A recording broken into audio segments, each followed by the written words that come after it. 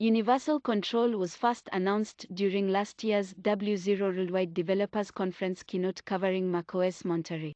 However, the feature didn't appear at Monterey's launch last fall. Now, several months later, it is finally available in the newest beta versions of macOS Monterey and iPadOS.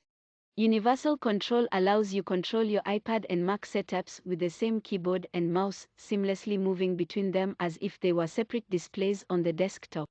You can also drag and drop content such as photos and documents between the devices. All of this is supposed to work intuitively and with no setup. Well, there is a little bit of setup, but it isn't too complex. To connect an iPad and Mac, just move your cursor to the edge of the display and the compatible device should appear. Note that you will need the latest versions of macOS and iPadOS to do this. You will also need to reconnect the iPad anytime it leaves the range of the Mac. For managing multiple Macs and MacBooks, you can toggle the Universal Control settings from the display menu. You can also manage the display arrangement for iPads in this menu as well. All things considered, Universal Control is pretty cool, and it's an excellent extension of Apple's continuity system. By all accounts, it works pretty well. Here is an early demonstration of the feature in action, as shared by MacStories.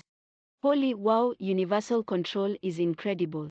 This is me moving between a MacBook Pro, an iPad mini, and an iPad Pro using just the MacBook trackpad and keyboard. It's aware of position, lets you drag files, and supports iPadOS gestures.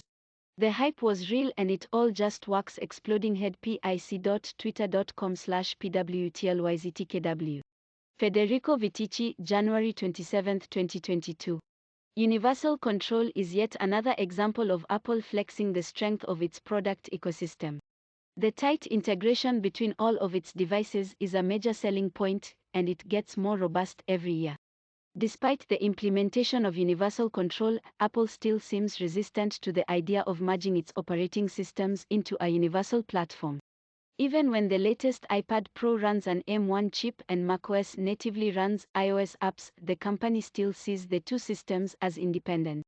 Apple will likely continue to want to sell each of its products in separate lines, but if Universal Control proves popular, that attitude may start to shift. For more on the Mac, check out our review for the latest MacBook Pro, which we think is the best MacBook in years.